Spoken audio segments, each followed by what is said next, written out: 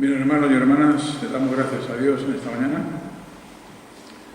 y venimos juntos para adorar al Señor en este día del Señor, para rendir culto a Dios en el culto de adoración congregacional, pública, y en esta mañana nuestro único deseo y anhelo es que Él se agrade de nosotros, se agrade de nuestra adoración y de esa manera Él se lleve la gloria y nosotros salgamos edificados. Le damos gracias, estamos llevando una serie de estudios sobre la ley de Dios, los mandamientos de Dios, y nos quedamos en el segundo mandamiento, y a partir del segundo mandamiento estamos asociando todo el tema del principio regulador de la adoración, al segundo mandamiento, porque el segundo mandamiento tiene mucho que ver con la adoración. Nos habla de cómo debemos adorar, y nos habla de que no podemos tener imágenes para adorarlas en vez de nuestro Dios, o incluso hacer representaciones del Dios verdadero con imágenes. Y eso es un mandamiento de Dios que tiene que ver con el principio regulador. Nos dice cómo no tenemos que adorar a Dios. Bien, hemos estado un par de sermones hablando del principio regulador. Hoy vamos a hablar del principio regulador en el Nuevo Testamento. La última vez hablamos del principio regulador en el Antiguo Pacto, hoy vamos a hablar del principio regulador en el Nuevo Pacto.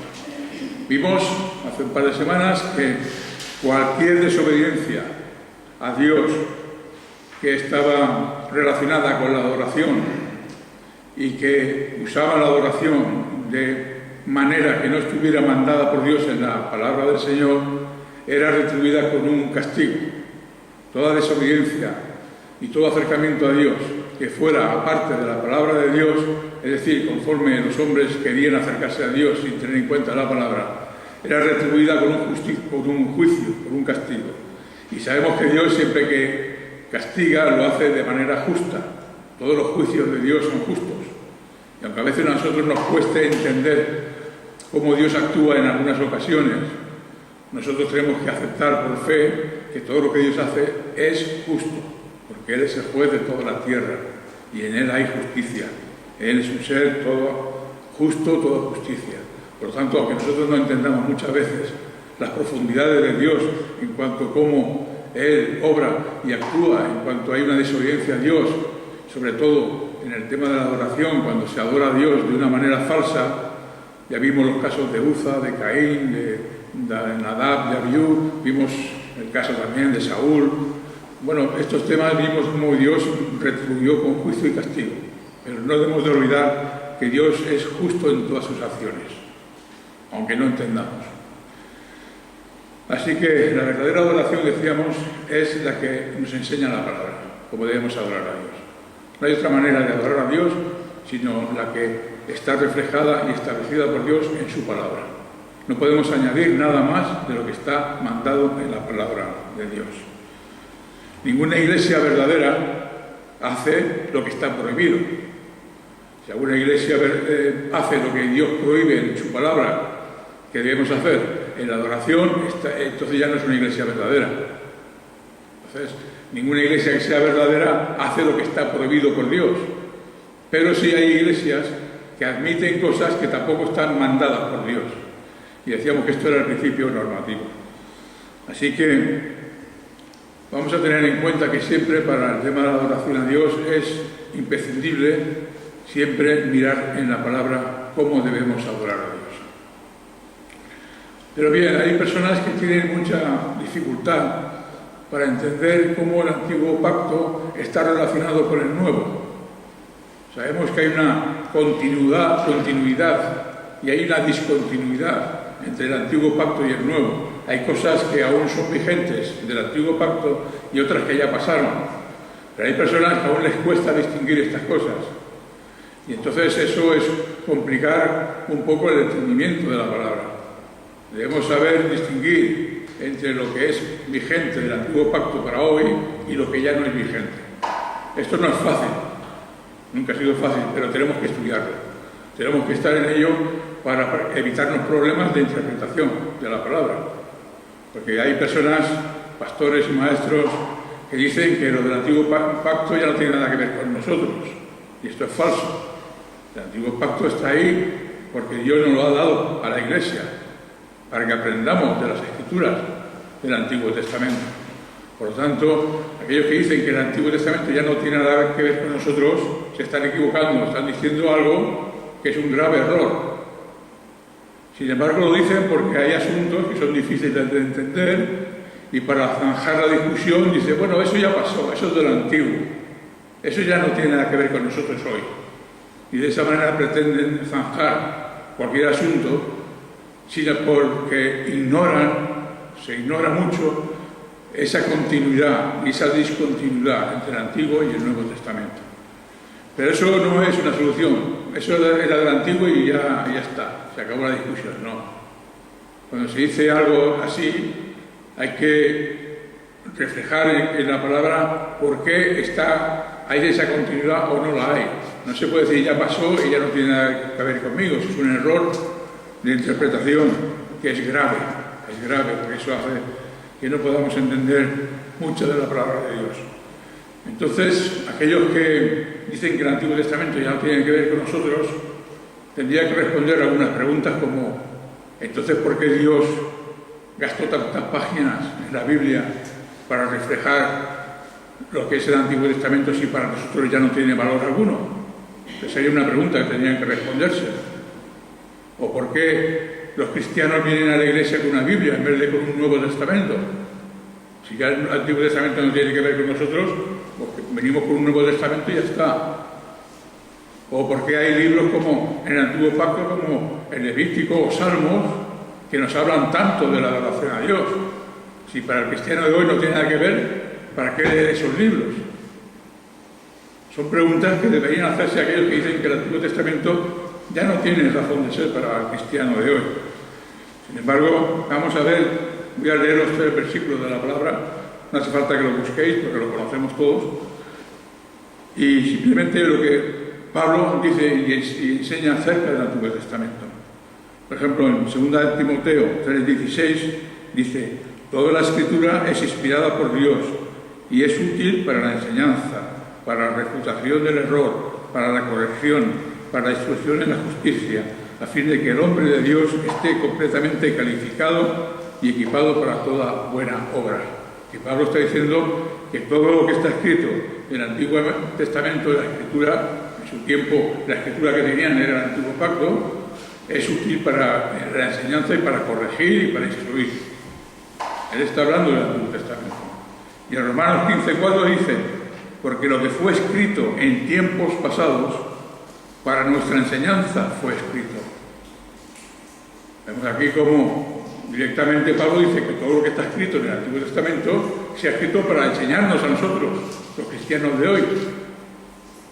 No podemos desechar el Antiguo Testamento, porque es palabra de Dios y fue escrita para enseñarnos a nosotros. Y por último dice en 1 Corintios 10:11, y estas cosas les acontecían como ejemplo y fueron escritas para amonestarnos a nosotros, a quienes han alcanzado los fines de los siglos. Y vemos igualmente como Pablo dice que no solo lo que está escrito en la palabra de Dios, que está escrita en el Antiguo Testamento, sino que los hechos históricos, lo que acontecía, lo que pasaba en aquel tiempo, también son ejemplos para nosotros. O sea que aquellos ejemplos que vimos, como de Uza, de Caín, de Abed, de Nadab, de Abiú, y otros tantos que hay como el rey Ezequías, de Coré, todos aquellos personajes, aquellas historias que nos cuenta el Antiguo Testamento, son ejemplos para nosotros. No solo las palabras, sino también los hechos históricos que ocurrieron.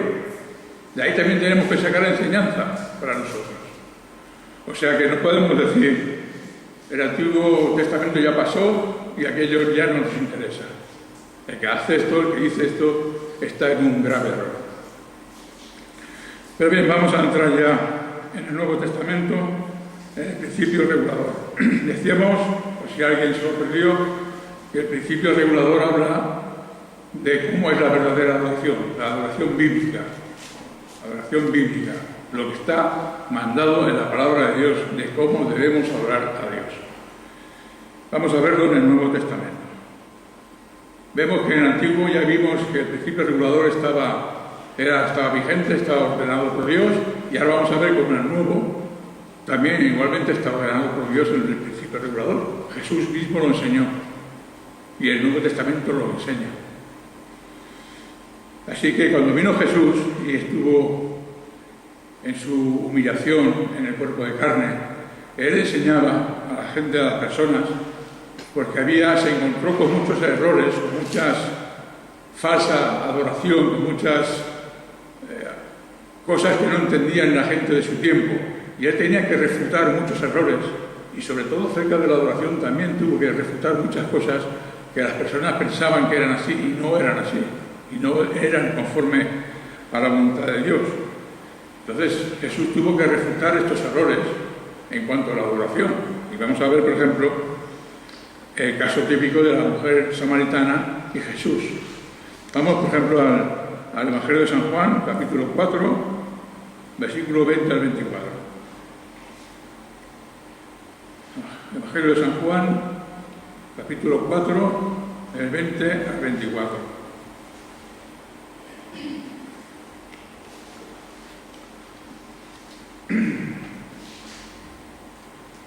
Dice así la palabra. Nuestros padres adoraron en este monte, y vosotros decís que en Jerusalén está el lugar donde se debe adorar. Jesús les dice: mujer, créeme que viene una hora cuando ni en este monte ni en Jerusalén adoraréis al Padre. Vosotros adoráis lo que no sabéis, nosotros adoramos lo que sabemos, porque la salvación viene de los judíos. Pero viene una hora, y ahora es, cuando los verdaderos adoradores adorarán al Padre en espíritu y verdad, porque también el Padre tales adoradores quiere que le adoren. Dios es espíritu y los que adoran deben adorar en espíritu y verdad. Aquí vamos a ver cómo Jesús aplica el principio regulador de la adoración. Jesús mismo, vamos a ver en este texto, cómo enseña este principio. El resumen de lo que hemos leído está en el versículo 23. Adorarán al Padre en espíritu y verdad. Este es el deseo y lo que Dios quiere y pretende de la Iglesia del Señor, que le adoremos en espíritu y en verdad. Este es el resumen de la enseñanza que Jesús le dio a la mujer samaritana. Cuando dice en espíritu, está refiriendo a que la adoración debe ser un producto de la mente, del corazón, del creyente. No solo es algo material, no es algo físico, no es algo externo. Está involucrada estas dos áreas del ser humano, del creyente, el corazón y el espíritu. No se puede adorar a Dios si no está involucrada la mente, el corazón y el espíritu del adorador. Porque si no sería una adoración material, física y externa. Así que la verdadera adoración tiene que estar centrada e involucrada en estas tres áreas del ser humano: corazón, mente y espíritu. Pero también dice que es en verdad. Y cuando dice que es en verdad, está diciendo que es según la palabra de Dios. Tiene que estar basada en la palabra de Dios. La adoración es en espíritu y verdad. La verdad es la palabra de Dios. Por tanto, la adoración tiene que estar basada en la palabra de Dios. No podemos inventar lo que nosotros queramos para adorar a Dios, sino que tiene que estar basada en la palabra de Dios. Tiene que ser en verdad. Decíamos que cuando decimos que la adoración tiene que estar basada en la verdad, estamos también dando lugar al Antiguo Testamento, porque el Antiguo Testamento es palabra de Dios. Por lo tanto, si nuestra adoración debe estar fundada en la palabra de Dios, en la verdad, el Antiguo Testamento también es palabra de Dios. Por lo tanto, nuestra adoración también tiene que ver mucho con el Antiguo Testamento. Tenemos que estudiar el Antiguo Testamento para ver cómo Dios regula su adoración para la Iglesia de hoy. Vamos a ver qué ocurre con la adoración de la samaritana o de los samaritanos. Vemos que esta mujer decía que sus padres adoraban en el monte donde estaban en ese momento Jesús y ella. Estaban allí en Samaria, estaban sobre el monte Gerizim, y decía la samaritana: mis padres adoraban aquí, en este monte. Pero los judíos dicen que adoran en Jerusalén, es decir, en el monte Sión. Y la pregunta de la samaritana era: ¿dónde debemos adorar? ¿En el monte de Gerizim o en el monte de Sión, que es Jerusalén? Y Jesús le va a responder. Lo primero que nuestro Señor le va a enseñar a esta mujer es que el lugar de adoración ya no es tan importante en el nuevo pacto como lo fue en el antiguo pacto. En el antiguo pacto sí que había lugares especiales para adorar a Dios, el tabernáculo al principio, luego el templo, pero Jesús le está diciendo a la mujer que eso ya no va a tener lugar en el Nuevo Testamento, en el Nuevo Pacto, porque ahora la adoración va a ser de otra manera. La adoración es continua, del Antiguo Testamento al Nuevo. Continúa habiendo adoración, es una cosa que sigue vigente, pero el lugar donde se adora hay una discontinuidad, ya no está vigente lo que se hacía en el Antiguo Testamento con respecto al Nuevo. Ya no hace falta ir al templo a adorar. Ahora podemos adorar en cualquier lugar, en cualquier momento y en cualquier situación. En el Antiguo Testamento tenían que ir al templo, nosotros no hace falta que vayamos al templo para adorar a Dios. O sea que por un principio vemos que Jesús le está enseñando a esta mujer que el lugar ya no tiene importancia en la nueva adoración, en la verdadera adoración, en el Nuevo Testamento. Ya no depende del lugar. Pero la adoración continúa, del antiguo al nuevo, el lugar no. Esto es lo primero que le va a enseñar, y por eso en el versículo 21 dice, Jesús le dice, mujer, créeme que viene la hora cuando ni en este monte ni en Jerusalén adoraréis al Padre. Está hablando de que el lugar ya no tiene nada que ver. En segundo lugar, vemos que los samaritanos tenían una adoración falsa e incorrecta. Y me dirás, ¿y por qué sabes que los samaritanos adoraban de una manera falsa? Bueno, vamos a ver, lo que estamos diciendo hasta ahora es que la verdadera adoración está basada en la palabra de Dios. Entonces, ¿qué ocurría con los samaritanos? Los samaritanos no tenían toda la revelación de Dios. Los samaritanos, su Biblia era solo los 5 primeros libros de la Biblia, el Pentateuco, Génesis, Éxodo, Levítico, Números y Deuteronomio. No tenían los libros proféticos, ni tenían los libros poéticos como Salmos y Job y demás. Ellos solo se circunscribían al Antiguo Pacto en los 5 primeros libros que tenemos en la Biblia, el Pentateuco. Por lo tanto, les faltaba toda la otra revelación de Dios. No tenían los otros libros, solo tenían 5. Entonces estamos diciendo que la verdadera adoración se basa en la palabra de Dios, en toda la palabra de Dios. Los samaritanos no podían ofrecer una adoración correcta a Dios porque no tenían toda la palabra de Dios. No podían fundamentar su adoración en la palabra sencillamente porque no la tenían. Tenían solo 5 libros. Y por eso podemos decir que su adoración era falsa e incorrecta, porque estaba solo basada en una parte de la Biblia, no en toda la revelación escrita de ellos. Todos ellos tenían ignorancia en cuanto a cómo se debe adorar a Dios, y Jesús mismo les reprueba, les suspende, les descalifica por hacer este tipo de adoración en la ignorancia de las Escrituras. Por eso dice, adoráis lo que no sabéis. No sabían lo que la palabra les estaba anunciando de cómo adorar a Dios. Tenían falta de la palabra. Por tanto, no podían adorar a Dios conforme a la palabra. Por tanto, su adoración era falsa. Por tanto, Jesús les reprueba y dice, adoráis lo que no sabéis. Vemos cómo Jesús vuelve a aplicar el principio regulador. Los samaritanos eran ignorantes de la palabra, por lo tanto, no podían ofrecer una verdadera adoración a Dios.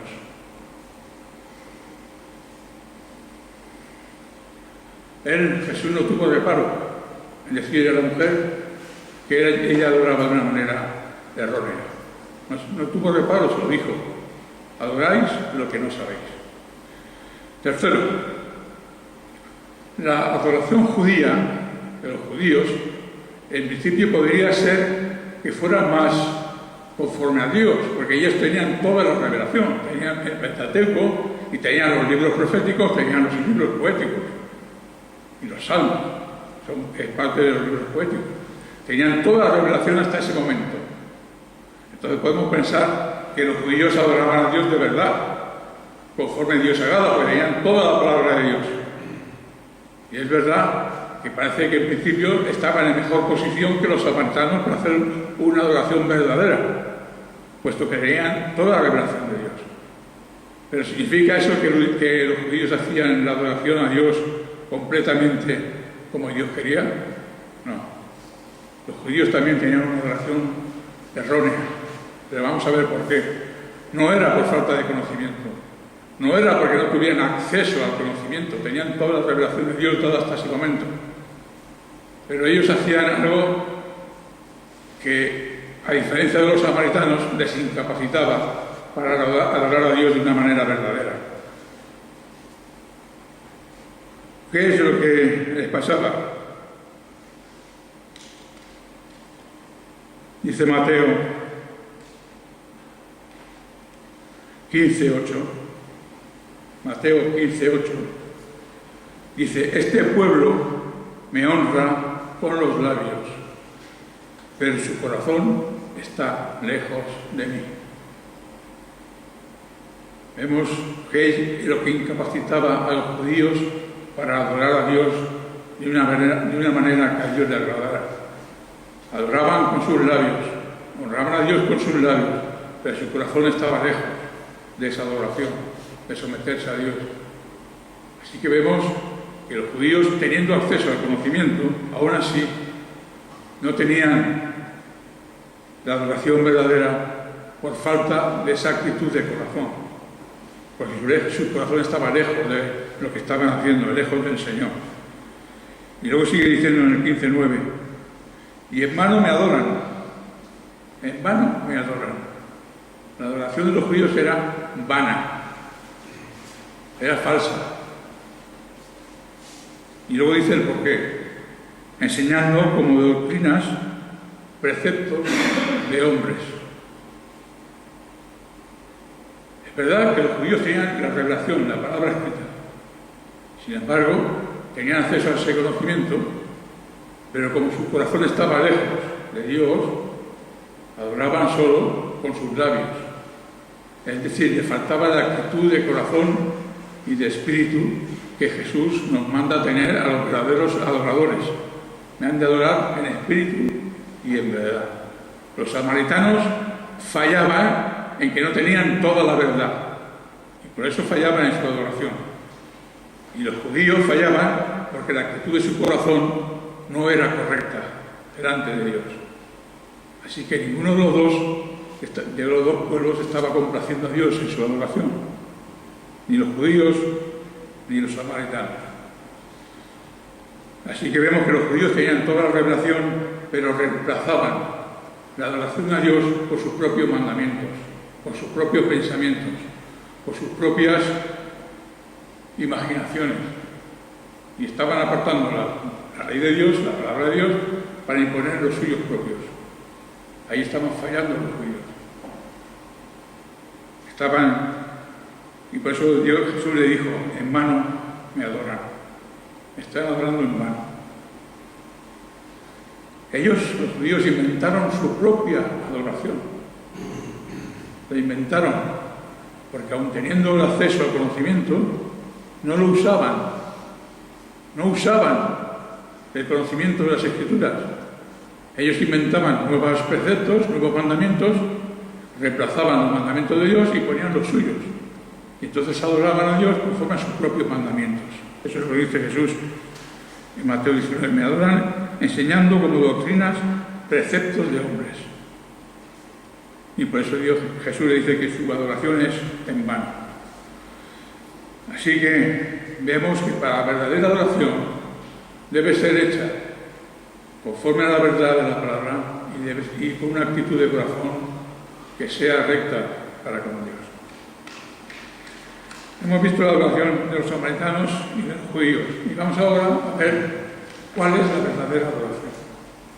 Jesús está hablando otra vez con la mujer en la misma conversación y dice en el 23: pero viene una hora, y ahora es, cuando los verdaderos adoradores adorarán al Padre en espíritu y verdad, porque también el Padre tales adoradores quiere que le adoren. Dios es espíritu, y los que adoran deben adorar en espíritu y verdad. Y Jesús está dando aquí el principio regulativo. Lo está dando aquí en estos versos. Debe ser en espíritu y verdad. No debe ser ni material, ni externa, ni física, sino espiritual. De un corazón renacido, de un corazón que ha recibido el Espíritu Santo y que usa y está en una actitud correcta delante de Dios para adorarle a Él. Y por supuesto, adorando conforme a lo que dicen las Escrituras. Así que Jesús está diciendo, nosotros debemos entender, si esta es la verdadera adoración, es decir, con una actitud correcta y conforme a la palabra de Dios, ¿cuál es la adoración falsa? ¿Cuál es la adoración que practican los falsos adoradores? Pues es aquella que no está en las Escrituras, la adoración que no está reflejada en las Escrituras y no se pueden usar para adorar a Dios. No puede ser usado nada de lo que nos dice las Escrituras para la adoración a Dios. Hasta aquí el relato del pasaje de la mujer samaritana y Jesús. Vemos que hay dos principios negativos, dos tipos de adoración falsos, que son el de la samaritana y el de los judíos, y hay uno verdadero que es el de adoradores en espíritu y verdad, conforme a la palabra, conforme al Espíritu de Dios. Pero ¿cómo enseñaron los apóstoles estos principios? ¿Lo enseñaron? ¿Y cómo lo enseñaron? Vamos a 1 Timoteo 3:14.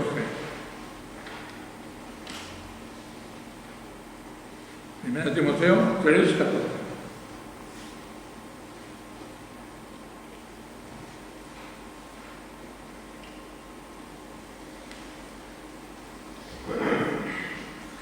Esto te escribo, aunque espero ir en breve, pero si me retraso, para que sepas cómo hay que comportarse en la casa de Dios, que es la iglesia de Dios vivo, columna y baluarte de la verdad.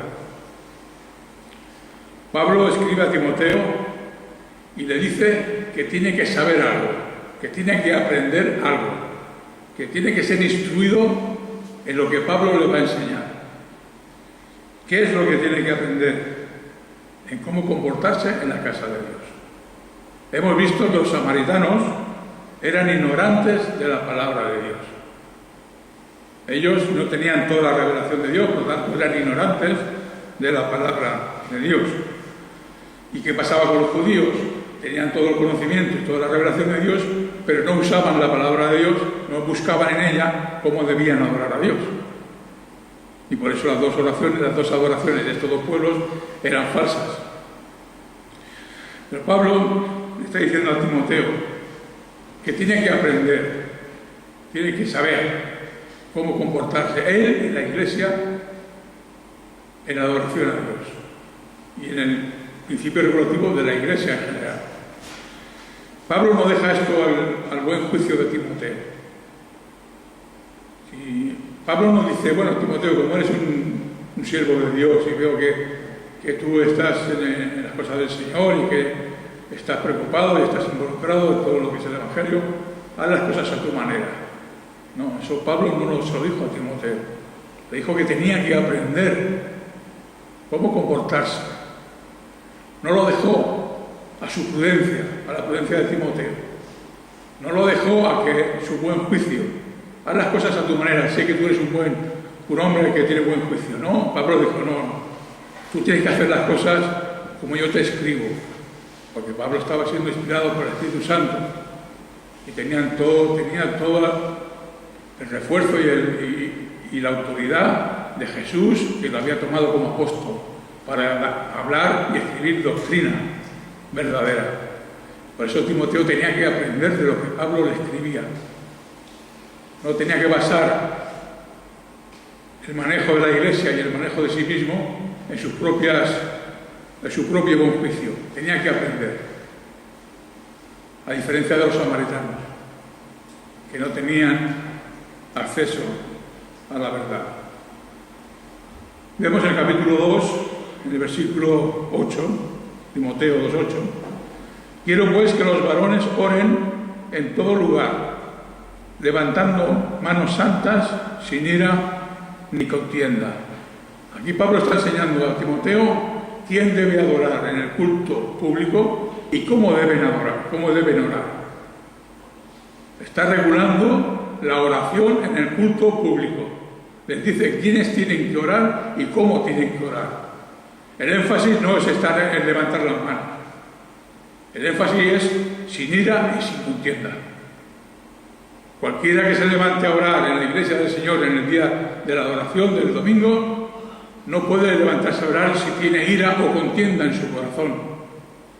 No se trata tanto de levantar las manos o no.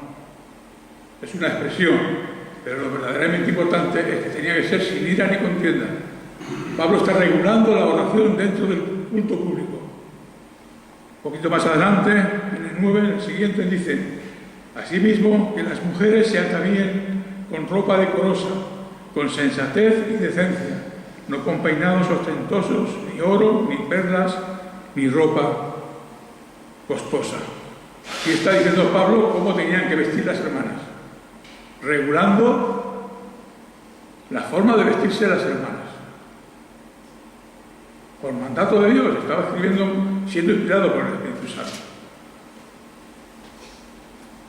Luego, dice en el siguiente versículo, no, en el 11 dice: la mujer aprenda en silencio con toda sumisión. Pablo está regulando cómo debían aprender las mujeres,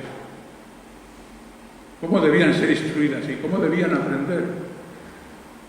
No lo deja al buen juicio de Timoteo, le está diciendo cómo tienen que hacerlo, cómo deben aprender las mujeres, y lo dice aquí, en silencio y con toda sumisión. Luego dice en el 11, bueno, ya lo hemos dicho, en el capítulo 3, si lo leemos, nos habla de cómo se nombran los pastores y los diáconos, y los requisitos de los pastores y de los diáconos. Está regulado por Dios. Dios dice la forma como tienen que ser elegidos, quién tiene que ser elegidos y cuáles son los requisitos para escoger a unos y a otros. No está al libre albedrío de Timoteo. Está regulado por Dios. En el capítulo 4 nos enseña cómo los ministros de Dios tienen que luchar contra las herejías y la importancia de la lectura de la palabra de Dios en el culto, como hacemos aquí cuando leemos las lecturas de la palabra. Eso está regulado en el capítulo 4 de 1 Timoteo. La enseñanza pública, la exhortación pública y la lectura en el culto. El capítulo 5 nos habla de cómo debe ser el trato con las personas de la iglesia de diferente edad. Las ancianas, las jóvenes, las viudas. ¿Cómo debe ser el trato entre nosotros? O sea que si vemos en 5 capítulos, vemos cómo Pablo regula todo lo que es la iglesia y cómo funciona la iglesia y cómo debe funcionar conforme a la voluntad de Dios. Todo está escrito en la palabra de Dios. A partir de aquí no podemos hacer nuevas cosas que nosotros inventemos o que imaginemos o pensemos que son mejores. ¿Quién podrá cambiar alguna cosa de las que Dios dice porque dice que es mejor? ¿Está anulando la palabra de Dios por nuevos preceptos de hombres? Dios nos dice lo que es correcto y agradable delante de Él. Estamos hablando del principio regulador de la Iglesia. Y el principio regulador de la adoración es parte del principio regulador de la Iglesia. Dijéramos que el principio regulador de la Iglesia abarca todo lo que es la Iglesia del Señor, la Iglesia local. Y el principio de adoración, el principio regulador de adoración está incluido en ese principio regulador de la Iglesia. Así que vemos cómo Dios regula por medio de su apóstol todo lo referente a la adoración y al referente al buen funcionamiento de la Iglesia del Señor. Pero vamos a Corintios. En Corintios pasaba otra cosa. Vamos al capítulo 11 de Corintios.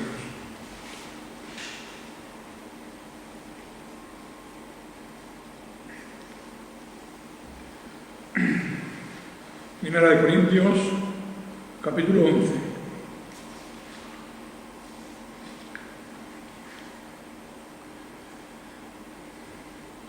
Si leyéramos con detenimiento del capítulo 11 hasta el 14 de Primera de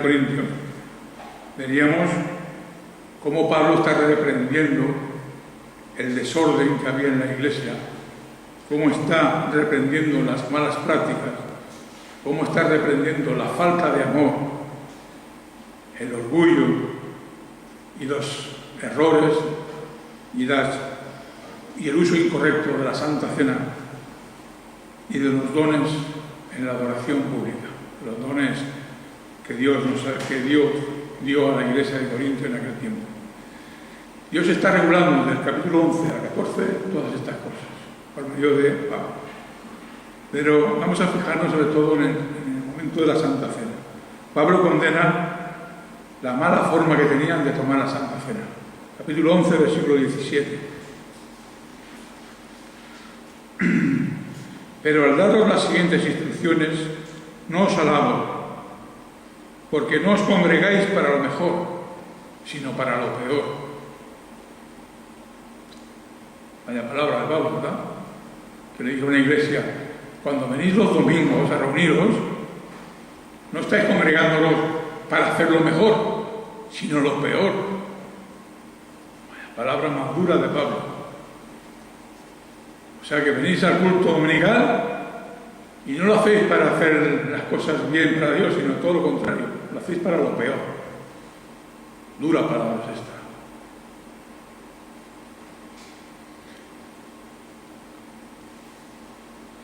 Pero él está condenando cuando la iglesia se congrega, porque dice aquí en el versículo 17, no os alabo porque os congregáis. Está hablando de la congregación, está hablando del culto, de cuando se reúnen en el domingo, en el día del Señor, para adorar a Dios. ¿Y qué ocurría con la Santa Cena? Ocurría que ahí en Corinto, lo que hacían era que los domingos, los días del Señor, se juntaban para comer juntos. Y después de la comida que hacían todos juntos, tomaban la Santa Cena. Y ocurría que habían grupos de creyentes que eran pudientes en dinero, tenían dinero y traían mucha comida. Y otros que habían más pobres, que traían poquita cosa o nada. Y ocurría que aquellos pudientes que tenían dinero se sentaban a las mesas, se ponían a comer, no esperaban a los pobres, no compartían con los pobres, comían hasta saciarse y bebían hasta saciarse en la comida del domingo, de comunión entre los hermanos, y los más pobres se quedaban con hambre. Eso es lo que estaba pasando en aquella iglesia. Y luego querían tomar la Santa Cena. Cuando ya unos estaban saciados y se habían emborrachado, y los otros estaban con hambre. Y ahora quieren tomar la Santa Cena, y Pablo tiene que decirlo: no os alabo en esto, porque no os reunís para lo mejor, sino para lo peor. No discernís el cuerpo de Cristo. Queréis tomar la Santa Cena y la estáis tomando de una manera irreverente. Y lo que puede pasar es que cuando toméis la Santa Cena caiga juicio sobre vosotros por no discernir el cuerpo de Cristo, por no discernir la Iglesia, por no discernir la necesidad que tenemos los unos de los otros. Los ricos pensaban que para qué esperar a los pobres. Ellos traían su propia comida y comían hasta hartarse. Los pobres no podían traer tanto o nada. Y tampoco comían, se quedaban con hambre. Y vosotros queréis tomar la Santa Cena del Señor y no discernís el cuerpo de Cristo, que es la Iglesia. Por eso Pablo decía: el que toma y bebe sin discernir el cuerpo de Cristo, juicio come y bebe para sí. Así que, hermanos, cuando Pablo dice que se reunían para lo peor, estaba diciendo que sus reuniones eran deshonradas por la manera irreverente de tomar y de celebrar la cena del Señor. Los que hacían esto eran parte de una iglesia verdadera. Quinto, era una iglesia verdadera, no era una iglesia falsa, no era una secta, no era una iglesia de cualquier personaje que no se fuera de Cristo. Era una iglesia verdadera. Esto lo dice en 1 Corintios 1:2, capítulo 1, versículo 2, dice: a la iglesia de Dios, está Pablo saludando a la iglesia, dice, a la iglesia de Dios que está en Corinto, a los santificados en Jesús el Mesías, llamados a ser santos con todos los que en cualquier lugar invocan el nombre de nuestro Señor Jesús, el Mesías, Señor de ellos y nuestro. Una iglesia verdadera. Y estaban ocurriendo estas cosas. Yo me pregunto, si esto pasaba en Corinto, ¿puede estar pasando hoy en día? ¿Puede haber iglesias hoy verdaderas donde hayan este tipo de desenfrenos e irreverencia delante de Dios? Claro que puede pasar. Por supuesto que puede pasar. Si pasó en Corinto, puede pasar en cualquier iglesia.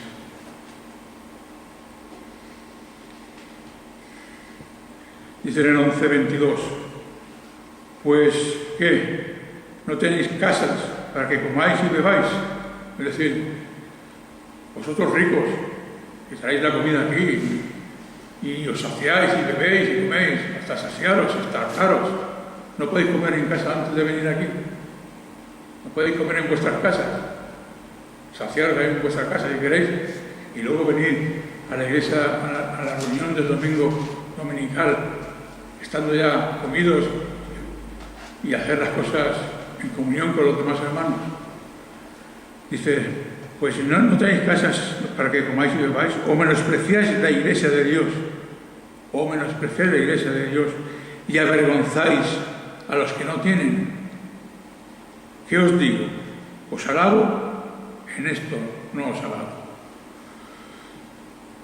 Bien, esto en cuanto a la cena del Señor. Pero y en cuanto a los dones, Corinto tenía todos los dones carismáticos del Señor. Y en el capítulo 12, 28,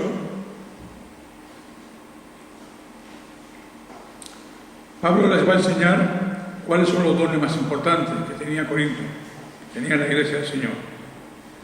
12, 28. Y a unos Dios puso en la iglesia, primeramente apóstoles, los segundos profetas, los terceros maestros, luego poderes milagrosos, después dones de sanidad, capacidades para ayudar, capacidades para administrar, géneros de lenguas.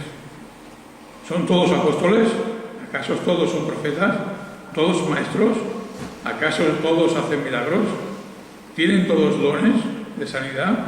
¿Hablan todos en lenguas? ¿Interpretan todos? Anhelad pues los mejores dones, pero aún os muestro un camino más excelente. Y vemos que la iglesia de Corinto tenía todos los dones, y Pablo les va a regular el uso de los dones. No le deja que la iglesia funcione sola y que hagan lo que quieran con los dones.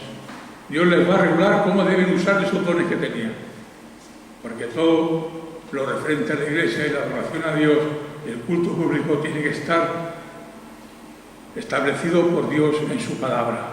Y no hay nada que quede a la inventiva de los hombres ni a la imaginación de los hombres. Todo tiene que estar establecido y prescrito en la palabra de Dios. Y vemos como en el 12 nos dice que tenían cómo usar los dones de sanidad, los dones de lenguas, interpretarlos. Y nos habla que en el capítulo 13, que el más excelente de todos es el camino del amor. Todo lo que tenían que hacer referente a los dones y cómo usarlos tenían que estar reglados por el amor a los hermanos. No hacer nada por vanagloria, no hacer nada para parecer más espiritual que otro. Todo tenía que estar regulado por el amor. Así que en el 14:26, vamos al 14:26, dice, entonces, ¿qué hay, hermanos? Cuando os reunís, está hablando del culto dominical, cada uno tiene salmo, tiene doctrina, tiene revelación, tiene lenguas, tiene interpretación, hágase todo para edificación. Pablo está diciendo, todos esos dones tienen que ser usados para edificar a la iglesia, no para exaltarse uno a sí mismo, diciendo, yo hablo lengua más que tú, yo tengo interpretaciones y tú no tienes, yo tengo sanidad y tú no tienes. No, la regla fundamental para el uso de los dones era el amor entre los hermanos, no la vanagloria, por tener un don y el otro no. Así que Pablo está enseñando que los dones se tenían que usar para edificar la iglesia. Pablo les enseñó que todo se hiciera en orden, en el 14:27.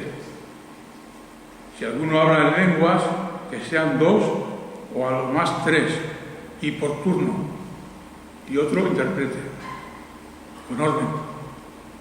Al máximo 2 o 3, y por turno, no los 3 a la vez, o 2 a la vez, sino primero uno y luego el otro. Pablo está enseñando cómo debían usar el don de las lenguas y el orden que tenían que hacerlo. Hoy vas a una iglesia donde se hablan o hablan esas lenguas que dicen que son lenguas del Espíritu Santo, y aquellos son Matías. Hablan todos a la vez, y aquello no hay... Alguien entra ahí y se tiene que ir porque no sé qué hacen. Pero Pablo está regulando aquí el uso de los dones, de las lenguas. O sea, en aquel tiempo, en Corinto, que existía ese don. Primero hablen uno y luego el otro. Y luego dice, y si hay intérprete. Lo que Pablo está diciendo también en 14:28, enseñó que debe hacerse para que todos entiendan. Si no hubiera intérprete, calle en la iglesia y hable para sí mismo y para Dios. Vemos cómo Pablo está regulando todo el principio de la iglesia. Si no hubiera ningún intérprete de lenguas, que callen los que hablan en lenguas. O sea que vemos cómo todo está regulado en la iglesia del Señor en el día del domingo, en el día del culto, de la adoración pública. Porque entonces inventamos cosas en los cultos. Para acabar, quiero citar un texto más que está en Hebreos 12:28. Hebreos 12:28.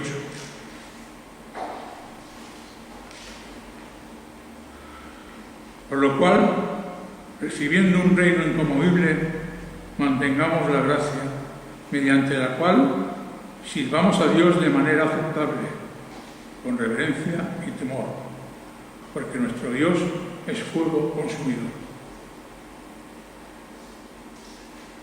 Sirvamos a Dios de manera aceptable. ¿Qué significa esto? Significa que hay formas de servir a Dios que no son aceptables por Dios. El autor de Hebreos nos insta a que sirvamos y adoremos a Dios de forma aceptable a Dios. ¿Cuál es la forma que es aceptable a Dios en la adoración? Cuando dice servir, ahora miraremos, es una palabra que significa tanto servir como adorar. Pero, ¿cuál es la forma que Dios le agrada que le adoren y le agrada que le sirvan? Pues conforme a la verdad de la palabra. Entonces, la manera aceptable es adorar a Dios conforme a la palabra de Dios.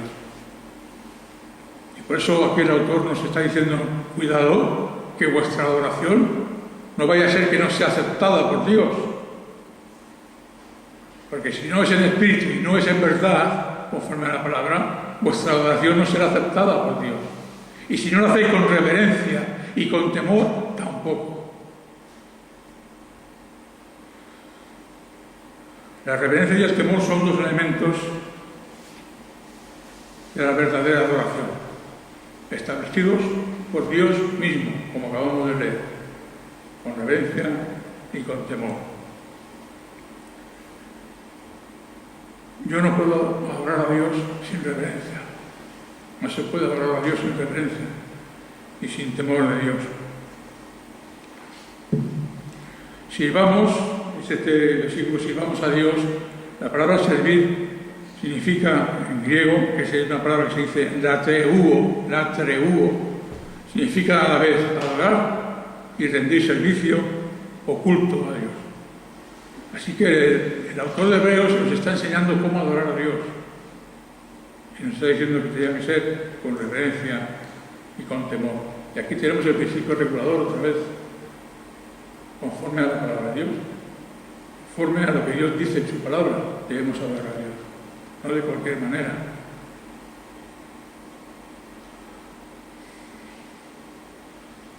Y luego dice en el 19, porque Dios es un Dios de fuego consumidor. Acordaos de Uza, acordaos de Nadab y Abiú, acordaos de Saúl. Dios es un fuego consumidor. Y como es celoso de su adoración, todo aquel que no lo hace conforme a la voluntad de Dios, conforme a lo que Dios ha mandado, está bajo el juicio de Dios, bajo el castigo de Dios, tanto en el Antiguo como en el Nuevo Testamento. Así que, hermanos y hermanas, hemos visto que el principio regulador está tanto en el Antiguo como en el Nuevo Testamento. Si Dios nos dejara adorarle como nosotros quisiéramos, ¿sabes qué pasaría? Si Dios nos dejara adorarme como queráis, que nosotros somos pecadores, y como somos pecadores, nuestro corazón se desvía del pecado si no estamos en la palabra de Dios, en los mandamientos de Dios. Y si Dios nos dejara, mira, no miréis la palabra, haced las cosas como vosotros queráis, entonces el corazón nuestro pecador, que aún lo tenemos, nos desviaría de toda adoración verdadera. Y haríamos, en vez de una adoración, haríamos ofensas a Dios. Como vemos que ocurre en las iglesias católicos romanas, que adoran a Dios sacándolo en los hombros y besándolo de sus pies a cualquier estatua. Eso nos pasaría si nosotros no estamos en la palabra de Dios, buscando en la palabra de Dios la forma que Dios acepta en su adoración. Si Dios nos dejara, haríamos como ellos. Pero le damos gracias a Dios que tenemos su palabra para consultarla, para investigarla, para escudriñarla y ver la manera en que podemos acercarnos a Dios y cómo no, cómo sí y cómo no. Así que nuestros corazones sean propensos a desviarse conforme a los deseos del corazón. Y eso pasa también en la adoración, pasa en cualquier situación de la vida espiritual. Y por último decía Jesús que lo que Dios busca son adoradores que le adoren en espíritu y en verdad. Y yo quiero ser uno de esos adoradores. Yo quiero ser uno de ellos. No quiero ser de aquellos que adoran a Dios de cualquier manera, conforme a sus imaginaciones. Hermanos, no quiero seguir transportado de la iglesia de Corinto. Era una iglesia verdadera y estaba equivocada en cuanto a la adoración a Dios en la Santa Cena, en los dones y en tantas cosas que Pablo tuvo que regular. Señor, yo quiero ser un adorador de los que tú buscas, de los que tú quieres. Y nuestra oración debe ser, Señor, perdóname si no sé adorarte como te quiera. Hasta la próxima.